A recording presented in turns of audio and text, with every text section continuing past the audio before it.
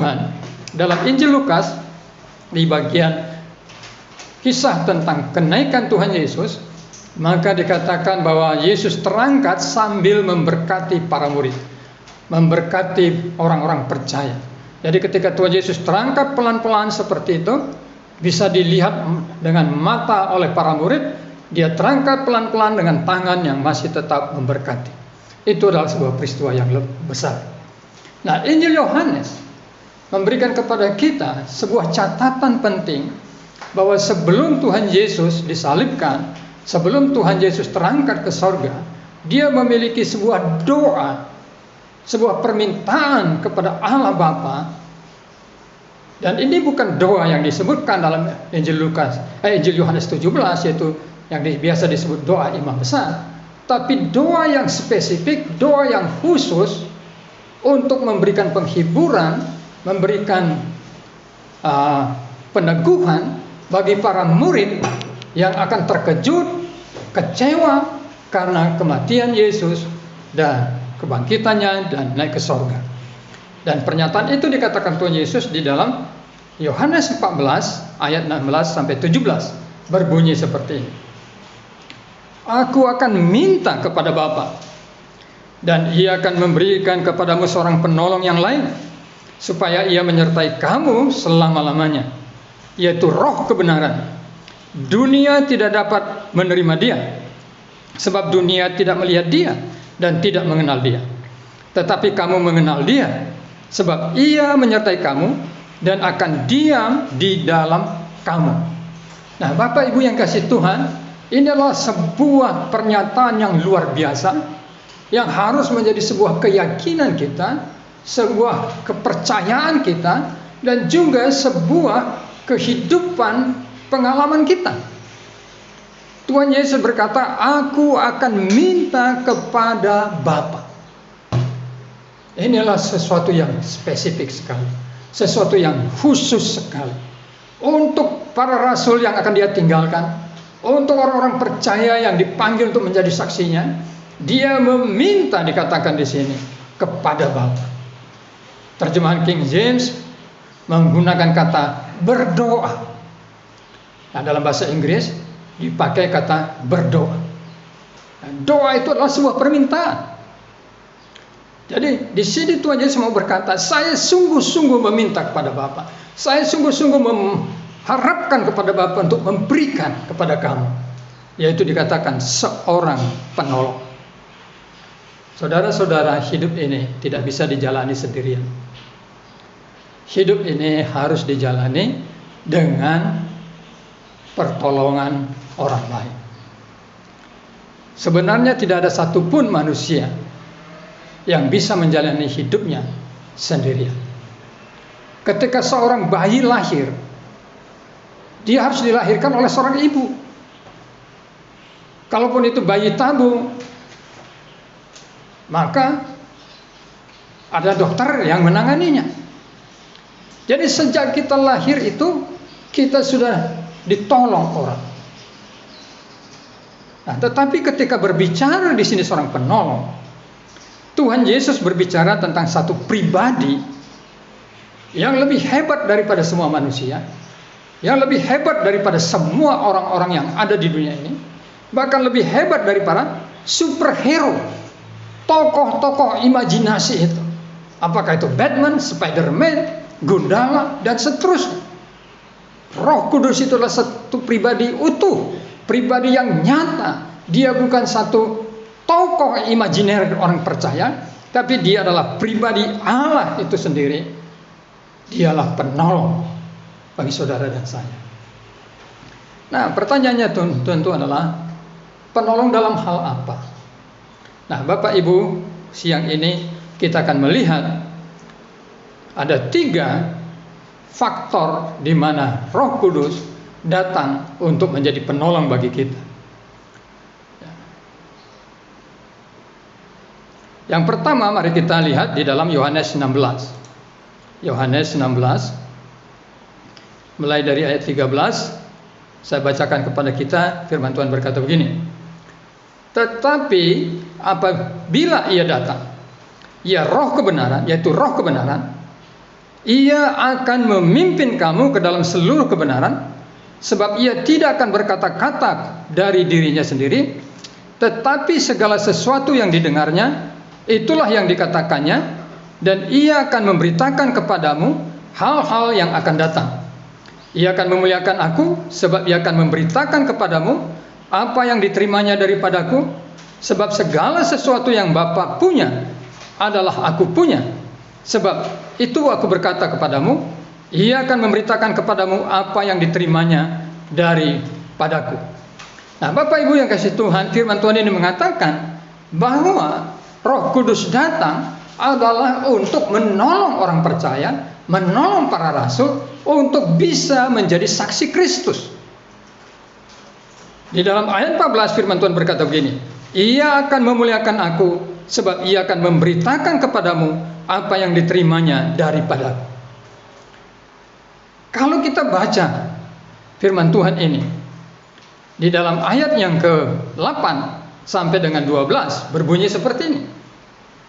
Dan kalau ia, yaitu Roh Kudus, dan kalau Roh Kudus datang, Roh akan menginsafkan dunia akan dosa, kebenaran dan penghakiman. Akan dosa karena mereka tetap tidak percaya kepadaku, akan kebenaran karena aku pergi kepada Bapa dan kamu tidak melihat aku lagi. Akan penghakiman karena penguasa dunia ini telah dihukum. Masih banyak hal yang harus kukatakan padamu, tetapi sekarang kamu belum dapat menanggung. Memberitakan Injil itu adalah sesuatu yang tidak mudah, Bapak Ibu. Untuk kita bisa berani memberitakan Injil dari diri kita sendiri, kita memerlukan keberanian. Untuk bisa memiliki keberanian itu, Roh Kudus datang memberi keberanian kepada kita, karena firman Tuhan berkata bahwa roh yang diberikan Allah kepada kita bukanlah roh ketakutan, tetapi roh yang memberi ketertiban, roh yang membangun keberanian. Nah, Bapak Ibu yang kasih Tuhan, tapi tidak cukup hanya berani, kita juga harus memiliki hikmat.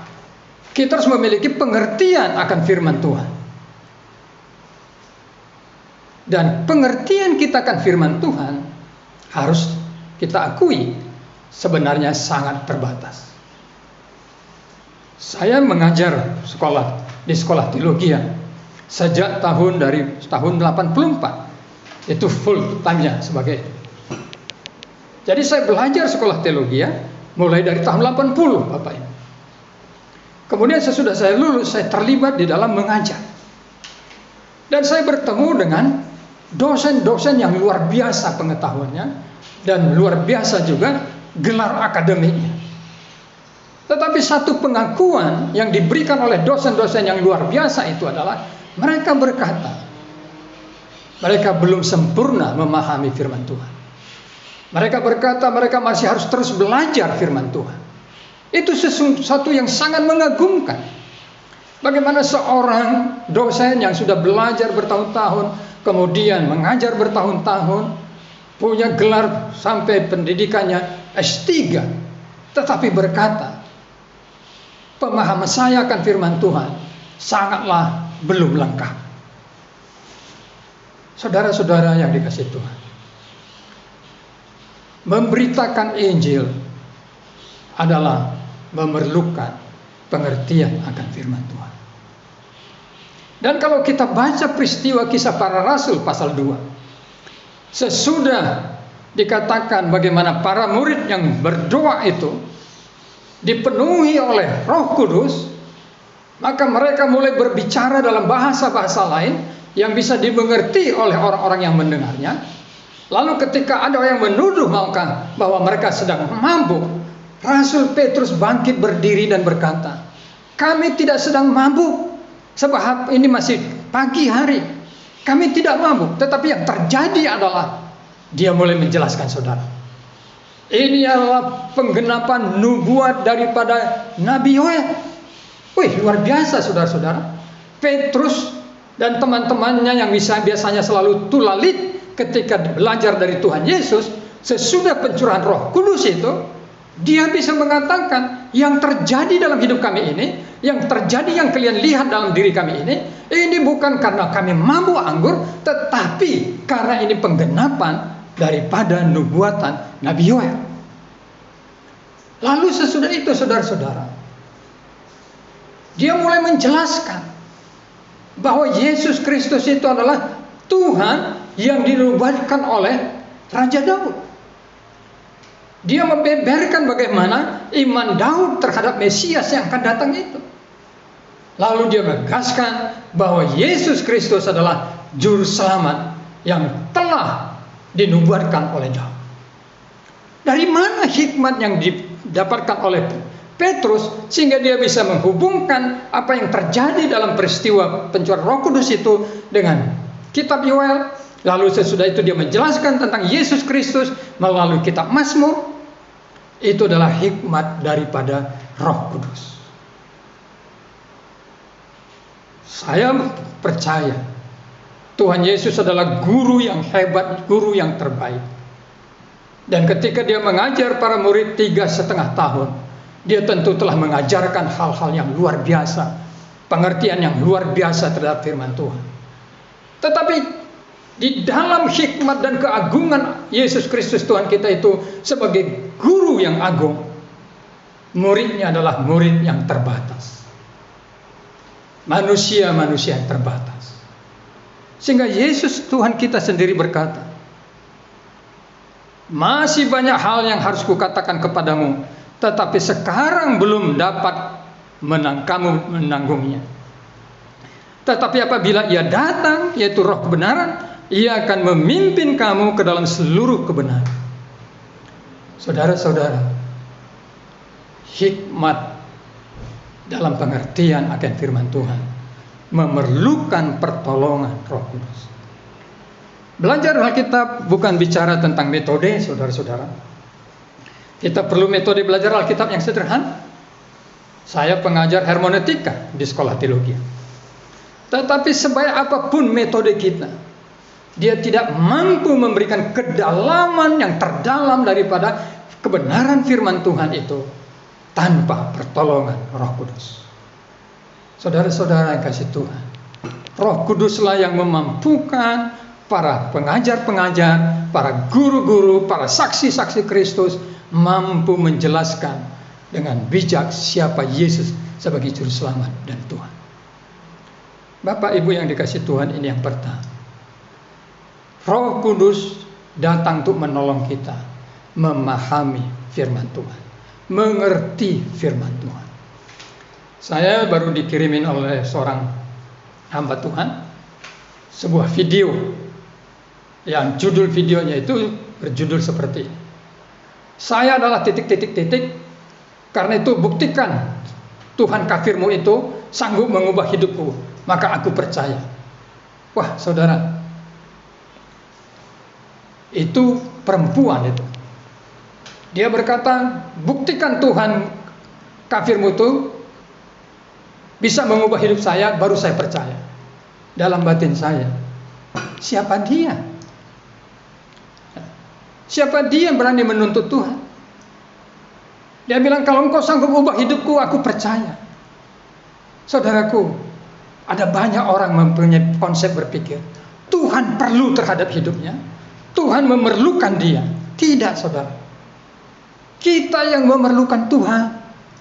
Saya percaya wanita itu akan diubahkan Tuhan asal dia berkata dengan rendah hati, dengan berkata, Yesus Tuhan, saya percaya engkau juru selamat dan Tuhanku, dan aku menerima engkau sebagai juru selamat. Saya percaya hidupnya akan diubah Tuhan.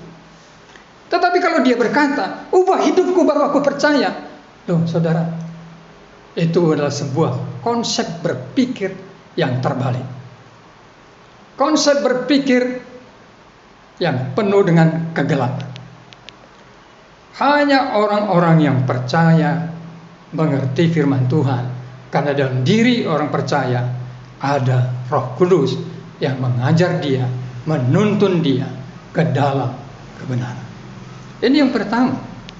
Yang kedua, saudara-saudara, di dalam pemberitaan Injil itu kita tidak hanya memerlukan keberanian dan hikmat, tetapi kita memerlukan Roh Kudus, karena dikatakan di dalam ayat 8 sampai dengan 11 berbunyi begini. Dan kalau ia datang, ia akan menginsafkan dunia akan dosa, kebenaran dan penghakiman. Akan dosa karena mereka tetap tidak percaya kepadaku. Akan kebenaran karena aku pergi kepada Bapa dan kamu tidak melihat aku lagi. Akan penghakiman karena penguasa dunia ini telah dihukum. Ketika seseorang memberitakan firman Tuhan, dia memerlukan keberanian, dan Roh Kudus memberikan keberanian bagi orang tersebut. Orang tersebut yang menjadi saksi Kristus itu juga memerlukan hikmat akan firman. Seperti Petrus diberikan oleh Roh Kudus hikmat menjelaskan dengan baik apa yang sedang terjadi. Kita memerlukan hikmat. Tapi dalam pemberitaan firman itu tidak hanya berbicara tentang pribadi saksi Kristus, tetapi berbicara kepada orang yang mendengar kesaksian tersebut. Nah, saudara-saudara, ketika berbicara tentang pendengar kesaksian tersebut, maka di sana diperlukan Roh Kudus.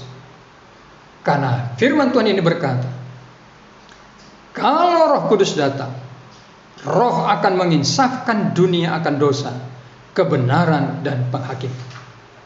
Kata kunci di sini adalah menginsafkan. Kapankah seseorang mengalami sebuah keinsafan, saudara? Seseorang mengalami keinsafan ketika dia menyadari yang dia lakukan itu adalah sebuah kesalahan. Tanpa pengakuan, tanpa kesadaran bahwa dia telah melakukan kesalahan, dia tidak akan pernah insaf. Lalu yang kedua, dia menyadari bukan saja dia sudah melakukan kesalahan, dia menyadari bahwa kesalahannya itu mengakibatkan resiko yang mengerikan dalam hidupnya. Resiko yang berbahaya dalam hidup. Lalu yang ketiga, dia menyadari dia memerlukan solusi terhadap persoalan hidupnya.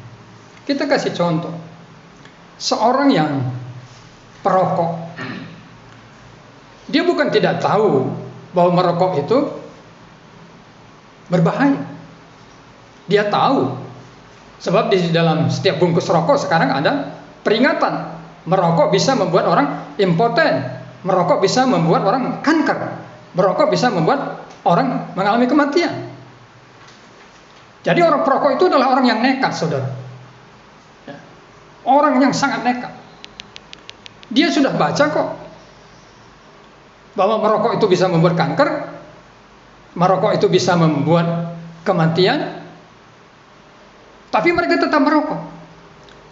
Karena apa? Walaupun mereka tahu, mereka tidak insaf. Tidak insaf. Nanti ketika dia mulai batuk-batuk, dia ke dokter, lalu dokter CT scan atau ronsen, lalu ditunjukkan bagaimana kanker itu sudah bekerja hebat di paru-parunya, baru dia insaf. Wah, selama ini saya merokok merusak diri saya. Baru dia insaf bahwa nasihat jangan merokok itu adalah sesuatu yang benar. Baru dia insaf, dia perlu dokter untuk kesembuhan. Saudara, pemberitaan Injil itu tidak mudah. Bukan saja karena kita sebagai penginjil, pemberita Injil, orang yang terbatas, tetapi pemberitaan Injil itu tidak mudah. Karena pemberitaan Injil itu berarti menginsafkan orang tersebut. Dia perlu keselamatan. Dia sudah hidup dalam dosa, dan dosanya itu membawa dia kepada kematian. Karena itu dia perlu juru selamat dalam hidupnya, dan juru selamat itu hanya satu, yaitu Yesus Kristus Tuhan. Dan untuk menginsafkan itu bukan karena kata-kata yang indah, bukan karena kata-kata yang keras, bukan juga kata-kata yang membujuk, tetapi itu pekerjaan Roh Kudus. Sehingga Rasul Paulus berkata seperti ini, saudara, Di dalam 1 Korintus pasal 1, 1 Korintus pasal 1, firman Tuhan berkata seperti ini.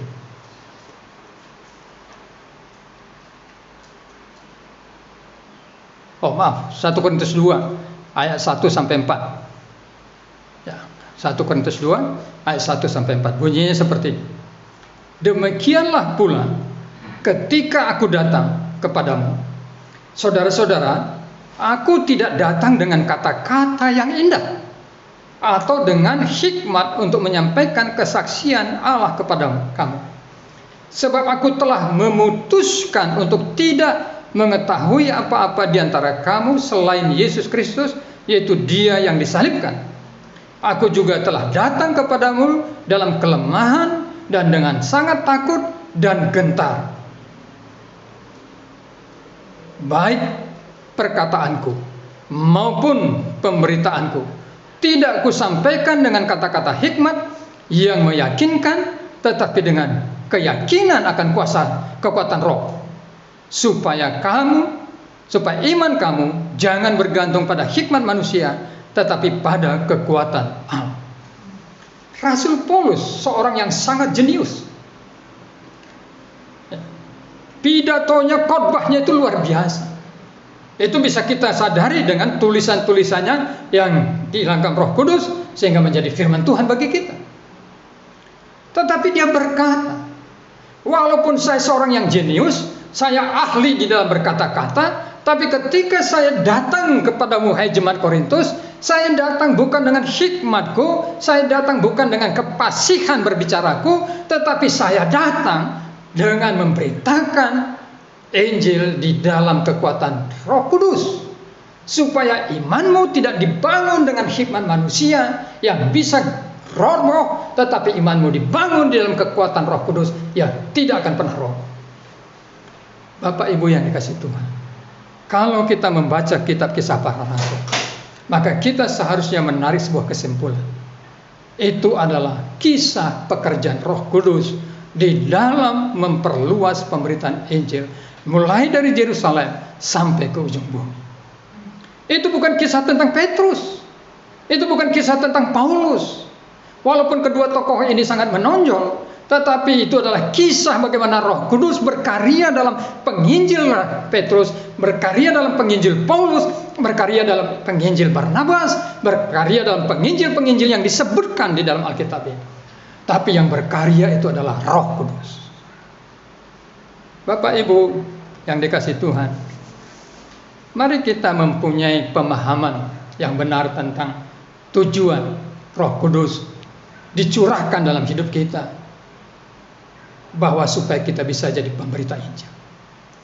Tujuan Roh Kudus tinggal dalam hidup kita bukan supaya kita punya pengalaman-pengalaman supranatural, punya mimpi-mimpi, punya pengalaman-pengalaman terangkat ke sorga.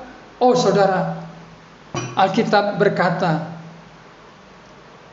Roh Kudus diberikan, Roh Kudus diminta oleh Tuhan Yesus kepada Bapa supaya Dia datang menjadi penolong dalam hidup kita, penolong untuk memberitakan Injil dengan memberi roh keberanian dan hikmat dan meyakinkan pendengar kita supaya mereka percaya kepada Yesus.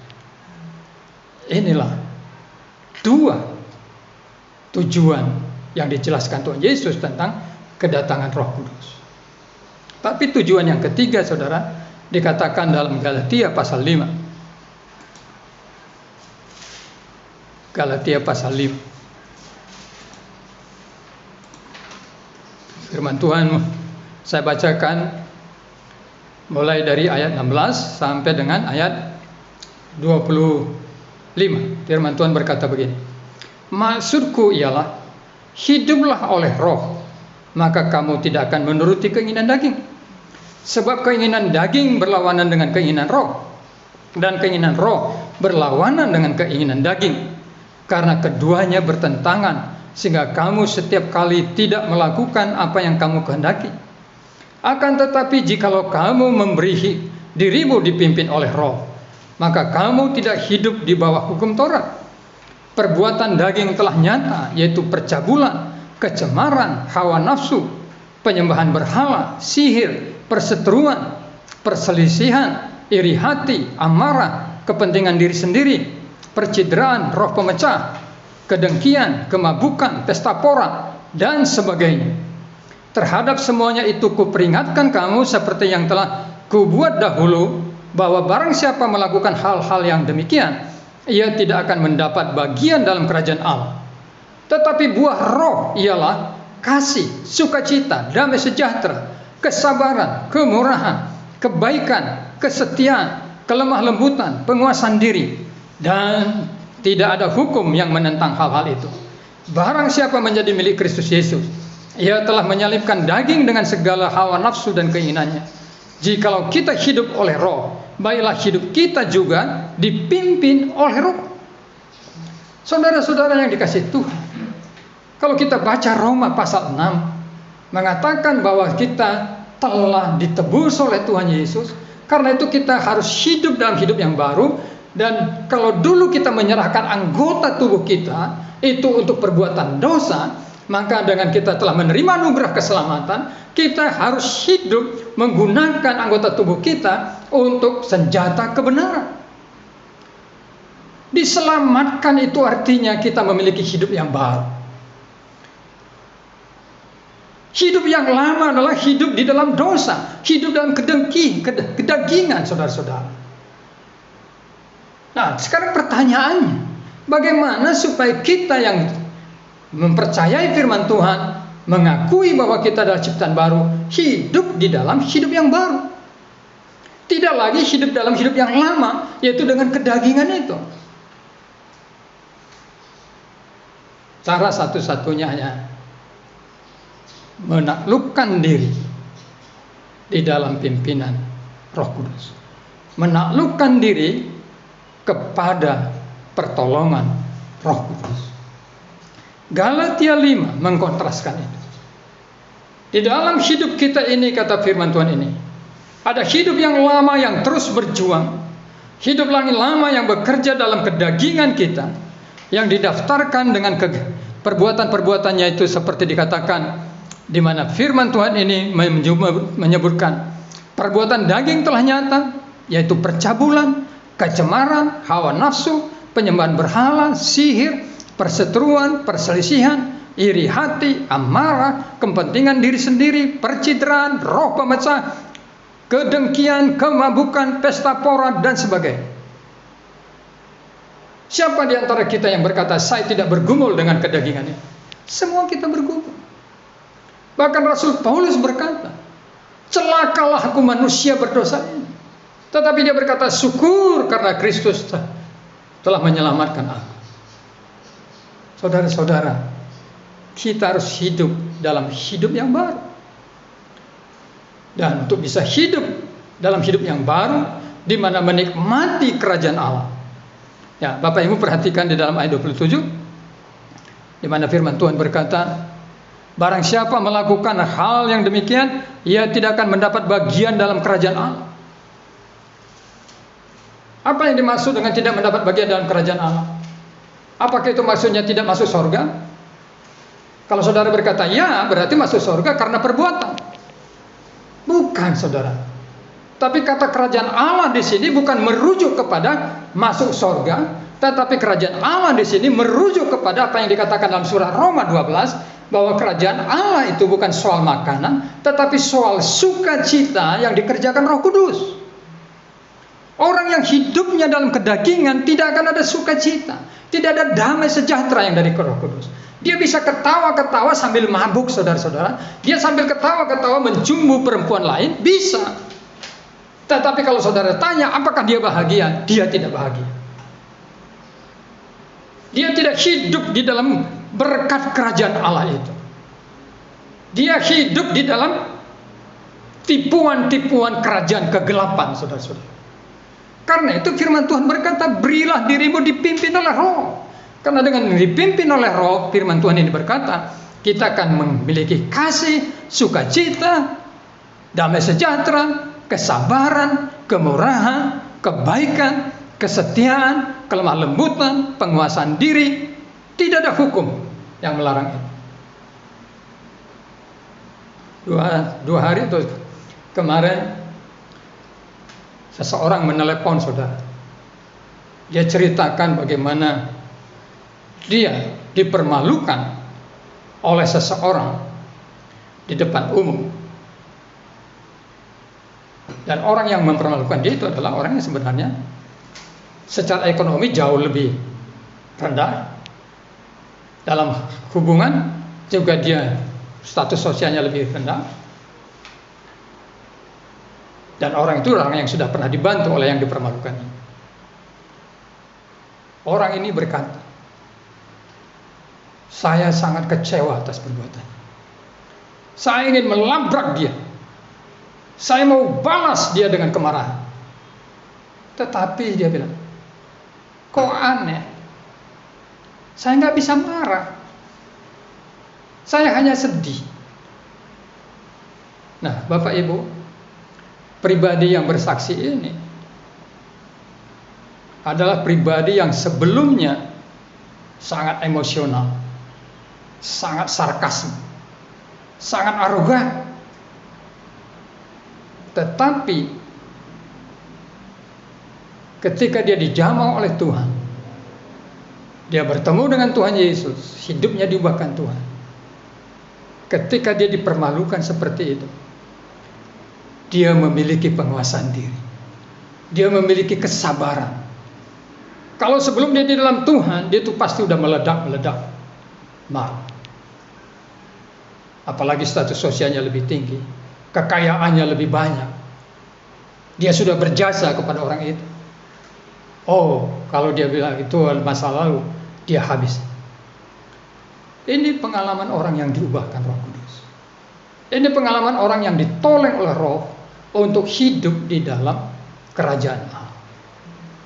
Bapak Ibu yang dikasihi Tuhan, menjadi saksi Kristus adalah panggilan kita.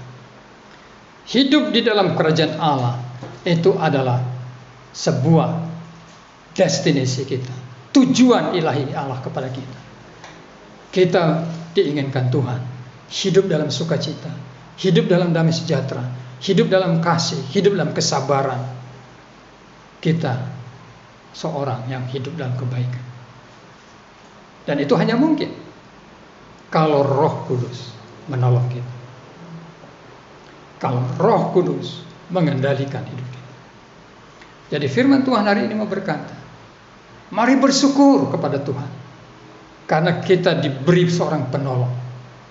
Penolong yang tinggal dalam hidup kita, tinggal di dalam diri kita, yang tetap bersama dengan kita dimanapun kita berada. Penolong yang begitu dahsyat, penolong yang lebih besar daripada kuasa di dunia ini, roh-roh di dunia ini, yaitu Roh Kudus, roh yang lebih besar daripada roh dunia ini. Roh Kudus yang memberi keberanian dan bukan roh ketakutan. Roh Kudus yang sanggup memberikan hikmat marifat kepada kita akan kebenaran firman Tuhan. Tetapi juga Roh Kudus yang sanggup menginsafkan orang lain, yang bekerja menginsafkan orang lain, supaya orang itu bisa percaya kepada Tuhan Yesus. Dan menolong dia, menolong saudara dan saya untuk hidup dalam kerajaan Allah sebagai orang-orang yang hidup dalam sukacita dan damai sejahtera. Haleluya. Mari jalani hidup. Pertanyaannya adalah saudara, bagaimana saya bisa hidup dalam Roh Kudus? Sederhana. Yang pertama, saudara harus percaya firman Tuhan. Firman Tuhan berkata bahwa Roh Kudus ada dalam diri kita. Roh Kudus telah diberikan kepada kita. Percaya itu. Yakini itu. Seperti engkau percaya tentang pemeliharaan Tuhan, engkau harus percaya firman Tuhan yang berkata, Dia telah memberikan rohnya kepada kita. Dan rohnya itu tinggal dalam hidup kita. Yang kedua, jalani hidupmu dengan iman. Jadi yang pertama itu imani Roh Kudus ada dalam hidupmu, karena itu janji Tuhan. Lalu yang kedua, jalani hidupmu dengan iman. Sebagai contoh saudara, kalau saudara naik pesawat, apakah saudara mulai berpikir, wah ini terbang nggak nih pesawat ini? Kalau saudara berpikirnya seperti itu, kalau mulai lagi saudara kena goncangan oleh cuaca, saudara mulai pikir, bisa nggak nih selamat? Saudara akan stres dalam perjalanan ini. Tapi kalau saudara berkata, ini penerbangan aman, saya percaya pilotnya baik, pesawatnya baik, saudara bisa tidur nyenyak. tanpa obat tidur. Jalani hidupmu dengan iman. Seperti engkau naik pesawat itu. Yang ketiga,